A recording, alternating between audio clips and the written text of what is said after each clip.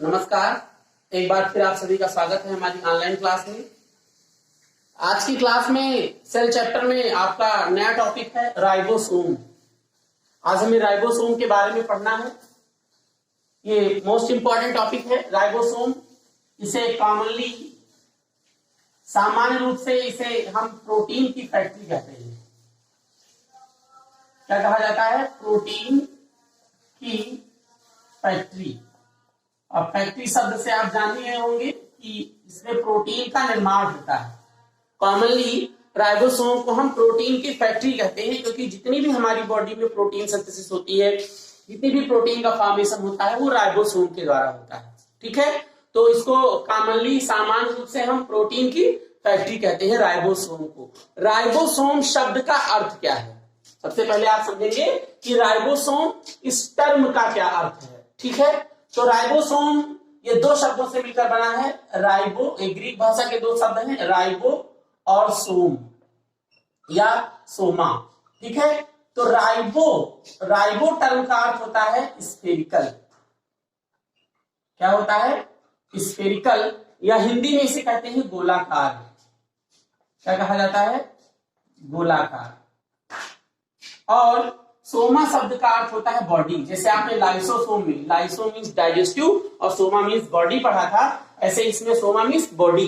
तो body means शरीर, यानी गोलाकार शरीर। तो ये कोशिका द्रव्य में है ना, साइटोप्लाज्म में, एंडोप्लाज्मिक रेटिकुलम के ऊपर, यूकैरियोटिक सेल में, माइटोकॉन्ड्रिया में और क्लोरोप्लास्ट में गोल संरचनाएं, ये गोलाकार संरचनाएं पाई जाती हैं, जिसे हम राइबोसोम कहते हैं। अभी हम डिस्ट्रीब्यूशन में बताएंगे कि ये कहां कहां पाई जाती है। सबसे पहले एक साइंटिस्ट ये हैं, उनका नाम है क्लॉड। ये क्लॉड नाम के एक साइंटिस्ट हैं। उन्होंने सबसे पहले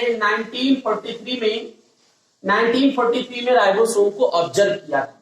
इन्होंने सबसे पहले इसको क्या किया था? ऑब्जर्व किया था। और इसके लिए बहुत ध्यान से समझिएगा, इसमें इसकी डिस्कवरी से रिलेटेड बहुत सारे कंफ्यूजन बने रहते हैं, तो आप बहुत ध्यान से समझिए, वीडियो को लास्ट तक देखिए, तो ये आपको पूरा समझ में आ जाएगा राइबोसोम। बहुत ध्यान से समझिए और आप कॉपी डायरी ले लीजिए, उसमें नोट करते हुए चलिए। तो ये क्लॉड, इनका पूरा नाम था ए क्लॉड। तो ये क्लॉड नाम के साइंटिस्ट ने 1943 में सबसे पहले इसको ऑब्जर्व किया था, लेकिन इन्होंने इसका नाम राइबोसोम नहीं रखा। इन्होंने ऑब्जर्व किया, इसे देखा, तो इसको देखने के बाद इन्होंने इसके बारे में इसका जो टर्म दिया, इसके लिए जिस टर्म का इस्तेमाल किया इन्होंने, उसका नाम था माइक्रोसोम। ध्यान दीजिएगा, यानी राइबोसोम को सबसे पहले 1943 में ऑब्जर्व किया था क्लॉड ने, और उन्होंने इसके लिए जिस टर्म का यूज किया वो टर्म है माइक्रोसोम। ठीक है, इसके बाद में 1953 में एक और साइंटिस्ट है। ये 1953 में दो साइंटिस्ट हैं, रॉबिन्सन एंड ब्राउन। ये साइंटिस्ट का नाम आपको याद रखिएगा, रॉबिन्सन एंड ब्राउन। तो रॉबिन्सन एंड ब्राउन नाम के साइंटिस्ट ने इन्होंने इसको ऑब्जर्व किया और इसकी स्टडी की। तो ये माना जाता है, बहुत सारी बुक्स में लिखा रहता है कि राइबोसोम को 1953 में डिस्कवर किया था। किसने? रॉबिन्सन एंड ब्राउन ने। कहा डिस्कवर किया था? In plant cell. तो कभी कभी जो है बुक्स में लिखा रहता है कि 1953 में रॉबिन्सन एंड ब्राउन नाम के साइंटिस्ट ने राइबोसोम को डिस्कवर किया था, लेकिन आप ध्यान रखेंगे कि राइबोसोम को 1953 में रॉबिन्सन एंड ब्राउन नाम के साइंटिस्ट ने प्लांट सेल में इसकी स्टडी की, प्लांट सेल में इसको डिस्कवर किया। इसके बाद 1955 में मोस्ट इंपॉर्टेंट साइंटिस्ट पैलाडे आए। तो ये पैलाडे नाम के साइंटिस्ट ने क्या किया? इसको एनिमल सेल में डिस्कवर किया। और कहां डिस्कवर किया? एनिमल सेल में। यानी एनिमल सेल में सबसे पहले किसने डिस्कवर किया? पैलाडे ने। और ये जो टर्म राइबोसोम है, जिस शब्द से हम इसको जानते हैं, जो टर्म राइबोसोम है, इसको पैलाडे ने दिया। यानी इन्होंने term ribosome was given by पैलाडे ने ही इसका नाम राइबोसोम दिया। तो जो टर्म राइबोसोम है वो किसने दिया था? पैलाडे ने। टर्म राइबोसोम किसने दिया था? पैलाडे ने। और कहां डिस्कवर किया था? एनिमल सेल में। इसको नोट कर लीजिए। फिर इसके बाद में इसका डिस्ट्रीब्यूशन देखिए। देखिए ये कहां कहां पाया जाता है।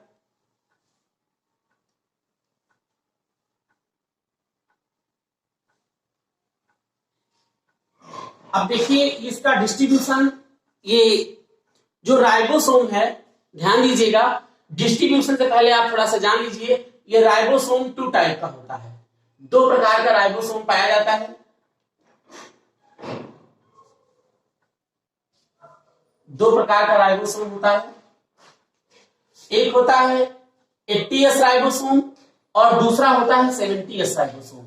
ये एस शब्द का अर्थ भी, ये जो एस यूनिट है इसकी, ये एस फार होता है, इधर साइड में लिख दे रहे हैं एस फार। इसको सेप्टेम्बर्ग यूनिट कहा जाता है। सेप्टेम्बर्ग यूनिट इसलिए कहते हैं क्योंकि सेडबर्ग नाम के साइंटिस्ट ने इसको क्या किया था, इसकी यूनिट को डिस्कवर किया था। यानी इसका जो सेडिमेंटेशन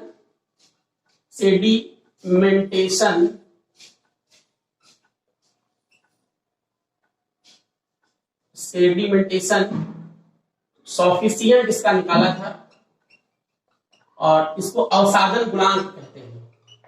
अवसादन गुणांक, तो इसके अवसादन गुणांक के आधार पर इसको हम 2 भागों में बांटते हैं, 80S और 70S। तो ये जो S लिखा होता है इसके पीछे, इसका अर्थ है सेप्टेम्बर्ग यूनिट, क्योंकि सेप्टेम्बर्ग नाम के साइंटिस्ट ने सबसे पहले इसकी यूनिट का पता लगाया था। इस वजह से हम राइबोसोम लिखते समय उसके लास्ट में S जोड़ देते हैं। तो ये जो S जोड़ते हैं, इस S का अर्थ है सेप्टेम्बर्ग यूनिट। ये साइंटिस्ट के नाम का पहला अक्षर S ले लिया जाता है। ठीक है। सेडिमेंटेशन सॉफिशिएंट एक इलेक्ट्रिक मशीन का यूज किया था। उसमें सोल्यूशन में एक विलेन में राइबोसोम को डाला था और इलेक्ट्रिक करंट से जोड़ दिया। जब इलेक्ट्रिक करंट उसमें फ्लो किया गया तो कुछ राइबोसोम स्पीड के साथ में एक ट्यूब्यूल में चले गए और कुछ दूसरी ट्यूब्यूल में जाके बैठ गए। इसी वजह से इन्होंने इसको 80S और 70S नाम दिया था। तो ये अब आप ध्यान दीजिएगा, इधर ये एस शब्द का आप ध्यान दीजिए, सेडबर्ग नाम के साइंटिस्ट की वजह से इसमें एस लिखते हैं, ये इसकी यूनिट है। तो राइबोसोम मेनली 2 टाइप के होते हैं, 80S और 70S राइबोसोम। ठीक है। ये जो 80S राइबोसोम है ये पाए जाते हैं यूकैरियोटिक सेल में। यूकैरियोटिक सेल, ध्यान देना, जो 80S राइबोसोम है वो कहां पाए जाते हैं, यूकैरियोटिक सेल में, और जो 70S राइबोसोम है ये पाए जाते हैं प्रोकैरियोटिक सेल में। कहां पाए जाते हैं, प्रोकैरियोटिक सेल में। 80S राइबोसोम कहां पाए जाते हैं, यूकैरियोटिक सेल में। 70S राइबोसोम कहां पाए जाते हैं, प्रोकैरियोटिक सेल में। लेकिन जो 70S राइबोसोम है ये प्रोकैरियोटिक के साथ साथ माइटोकॉन्ड्रिया में पाए जाते हैं। माइटोकॉन्ड्रिया और क्लोरोप्लास्ट में भी पाए जाते हैं। माइटोकॉन्ड्रिया और क्लोरोप्लास्ट में पाए जाते हैं। यानी आप कह सकते हैं कि 70S राइबोसोम यूकैरियोटिक और प्रोकैरियोटिक दोनों प्रकार की सेल में पाए जाते हैं। ठीक है। तो ये इनका डिस्ट्रीब्यूशन है, ये साइटोप्लाज्म में पड़े रहते हैं। साइटोप्लाज्म के साथ साथ इंडोप्लाज्मिक रेटिकुलम से अटैच रहते हैं। इंडोप्लाज्मिक रेटिकुलम के साथ साथ ये माइटोकॉन्ड्रिया और क्लोरोप्लास्ट में भी पाए जाते हैं। तो ये इनका डिस्ट्रीब्यूशन है यूकैरियोटिक और प्रोकैरियोटिक सेल में। ठीक है। अब ये जो इनका साइज है, ये लगभग इनकी साइज 150 एंगस्ट्रॉम टू 250 एंगस्ट्रॉम होता है। ये इनका डायमीटर है, इतने व्यास के ये होते हैं, ये इनका साइज। तो इसको नोट कर लीजिए, फिर थोड़ा सा इनके स्ट्रक्चर के बारे में डिस्कस करेंगे। अब इसके बाद में नेक्स्ट देखिए, अब राइबोसोम के स्ट्रक्चर के बारे में हम डिस्कस करेंगे। वैसे तो ये गोलाकार संरचनाएं होती हैं, लेकिन ये जो इसके यूनिट हैं इनमें भी लार्ज यूनिट और स्मॉल यूनिट। देखिएगा स्ट्रक्चर, इसका कंपोजिशन क्या है। जो राइबोसोम है, कंपोजिशन जो राइबोसोम है ये आरएनए प्लस प्रोटीन से मिलकर बने होते हैं। आरएनए और प्रोटीन से मिलकर बने होते हैं। ठीक है। इसका कंपोजिशन क्या है कि ये आरएनए और प्रोटीन से मिलकर बने होते हैं। अब 2 टाइप इसमें ध्यान दीजिएगा, जो 80S राइबोसोम एक है हो गया और दूसरा है 70S राइबोसोम। 80S राइबोसोम ध्यान दीजिएगा, 80S राइबोसोम इसकी लार्ज यूनिट का नाम है 60S और स्मॉल यूनिट का नाम है 40S। अब आप सोच रहे होंगे कि 40 और 60 मिला के 100 होता है, यहाँ 80S कैसे, अभी इसका रीजन बता रहे हैं।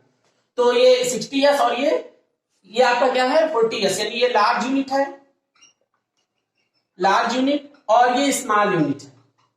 क्या है ये? Small unit. यहीं पे एक मोस्ट कॉम्पिटिटिव क्वेश्चन बनता है, ध्यान दीजिएगा। ये जो 60s राइबोसोम है ये इंडोप्लाज्मिक रेटिकुलम से ER से जुड़ा रहता है, ये ER से जुड़ा रहता है। राइबोफ्लोरिन, राइबोफ्लोरिन एक स्पेशल टाइप की प्रोटीन है, राइबोफ्लोरिन फर्स्ट एंड राइबोफ्लोरिन सेकंड के द्वारा ये इंडोप्लाज्मिक रेटिकुलम की सरफेस से अटैच रहता है। तो ये 60s राइबोसोम और 40s राइबोसोम, ये 80s की दो यूनिट है। जो 70s राइबोसोम है इसकी दो यूनिट है, 50s और 30s। ठीक है, 50s और 30s, ये इसकी लार्ज यूनिट है, लार्ज यूनिट, और ये इसकी है स्मॉल यूनिट, लार्ज यूनिट और स्मॉल यूनिट। ठीक है, इसको नोट कर लीजिए। अब आप थोड़ा सा ध्यान दीजिएगा, ये यूनिट याद रखिएगा, 60s की भी यूनिट होती है, 40s की भी यूनिट होती है। तो ये प्रोटीन सिंथेसिस जब हम पढ़ाएंगे तब आपको इसके बारे में बताएंगे। तब तक इसको देखते रहिए कि 80s की दो यूनिट हो गई थी, 60s 40s, 70s की दो यूनिट हो गई, 50s और 30s। अब ध्यान दीजिए, ये जो यूनिट हैं ये आपस में जुड़ी रहती हैं, और इनको जुड़ने के लिए मैग्नीशियम आयन की आवश्यकता होती है। एक यूनिट को जुड़ने के लिए, राइबोसोम की एक यूनिट को जुड़ने के लिए लगभग 0.001 मोल मैग्नीशियम आयन की आवश्यकता पड़ती है। ये बहुत इंपॉर्टेंट क्वेश्चन है, एक बार जो है नीट पे पूछा जा चुका है, तो ये आप लोग ध्यान से समझते रहिएगा। 0.001 मोल ये मैग्नीशियम आयन है, यानी राइबोसोम की यूनिट के जुड़ने के लिए मैग्नीशियम आयन जिम्मेदार है। अब देखिए होता क्या है कि जैसे ये राइबोसोम की एक यूनिट है, ये एक यूनिट है राइबोसोम की, और इसी से जुड़ी हुई एक दूसरी यूनिट है। ठीक है, बहुत ध्यान से समझना, यही 70s के साथ होगा, यही 80s के साथ होगा। ये इसकी लार्ज यूनिट है, ये क्या है इसकी लार्ज यूनिट। ठीक है, और ये इसकी स्मॉल यूनिट है। अब जिस समय ये दोनों यूनिट आपस में अटैच हैं उस समय ये 80s है, उस समय क्या है ये 80s है। क्यों अटैच है? क्योंकि इसके पास मैग्नीशियम आयन है। अब जैसे ही मैग्नीशियम आयन की सांद्रता कम होगी, बहुत ध्यान से समझना, जैसे ही मैग्नीशियम आयन की सांद्रता कम होगी, जैसे मैग्नीशियम आयन की सांद्रता कम होगी, बस क्या होगा कि ये राइबोसोम की यूनिट अलग हो जाएंगी। तो अलग होने पर इसमें एक क्लेफ्ट दिखाई देता है, इस तरीके से ऐसे दिखाई देगा, ऐसे, ये ऐसे दिखाई देता है। आप ऐसे जनरल स्ट्रक्चर समझ लीजिए, ऐसे ये। अब इसकी यूनिट, अब जब ये अलग हुआ तब ये 60s हो गया और ये 40s हो गया। होता क्या है कि जब ये यूनिट अलग होती है तो पूरी अलग हो गई, लेकिन जब ये जुड़ी रहती हैं तो इसका ये पार्ट और इसका ये पार्ट कॉमन हो जाता है। तो जब जुड़ी रहेगी तो 80s, और जब अलग अलग रहेंगी तो 60s और 40s, यानी इसका इतना पार्ट इसका इतना पार्ट क्या हो जाता है, कॉमन हो जाता है। इस वजह से इसको जब हम अटैच फॉर्म में लिखेंगे, जुड़े हुए फॉर्म में लिखेंगे तो 80s लिखेंगे, लेकिन जब यूनिट को अलग अलग लिखते हैं तो 60s और 40s लिखते हैं। तो यही 70s के पास साथ भी होता है, तो इसको भी नोट कर लीजिए बहुत ध्यान से।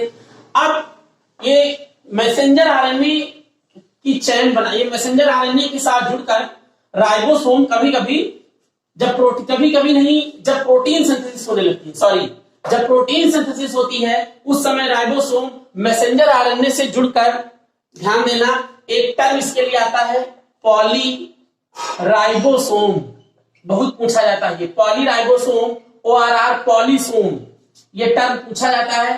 तो पॉली राइबोसोम या पॉलीसोम क्या है? जब, ध्यान देना, जब राइबोसोम mRNA यानी मैसेंजर आरएनए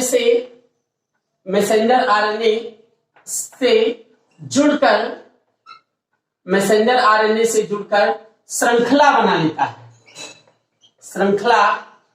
लेता है। ठीक है, तो उस समय उसे हम क्या कहते हैं, पॉलीराइबोसोम या पॉलीसोम। इसको नोट कर लीजिए, आप लोगों को दिखाई दे रहा है।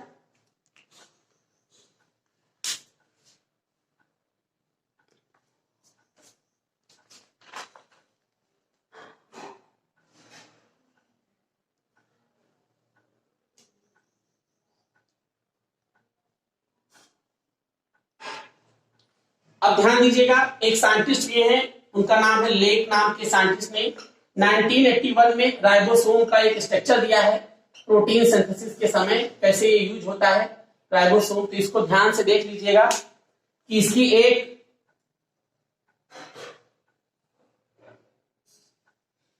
ये, ठीक है, ध्यान दीजिए, ये इसकी नीचे वाली यूनिट क्या है, ये स्मॉल यूनिट है, स्मॉल यूनिट, और ये ऊपर वाली क्या है, लार्ज यूनिट है, स्मॉल यूनिट और लार्ज यूनिट, ठीक है। अब ये लार्ज यूनिट पे 3 साइट होती है, इन 3 साइट को याद रखना, प्रोटीन सिंथेसिस पढ़ाएंगे तो उसमें यूज आएगा, इसका उपयोग है प्रोटीन सिंथेसिस में। इसको ई कहते हैं, इसको पी कहते हैं, इसको ए कहते हैं। ई फॉर होता है एग्जिट साइट, एग्जिट साइट यहां से, ठीक है। पी साइट ये पेप्टिडिल साइट है,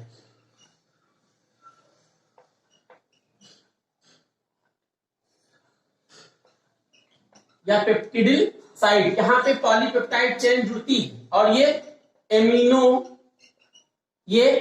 एसिड साइट है, ठीक है, दिखाई दे रहा है आपको नीचे, एमिनो एसिड साइट कहते हैं इसे, ठीक है। तो ये ईपीए, और ये ऊपर इसकी लार्ज यूनिट है और नीचे क्या है, स्मॉल यूनिट है। ये ध्यान दीजिएगा, ये इसका स्ट्रक्चर है, इसको लेक नाम के साइंटिस्ट ने बनाया था, इसलिए इसको लेक मॉडल भी कहते हैं, इस स्ट्रक्चर को हम लेक मॉडल कहते हैं, ठीक है। इसको बना लीजिए। नेक्स्ट क्लास में अब आप इसको पूरा कंप्लीट कर लीजिए, नोट्स बना लीजिए, तैयार कर लीजिए, और अभी जिन स्टूडेंट्स ने मेरे चैनल को सब्सक्राइब नहीं किया है वो चैनल को सब्सक्राइब कर ले, ताकि स्टेप बाय स्टेप क्लासेस आपको मिलती रहे। धन्यवाद।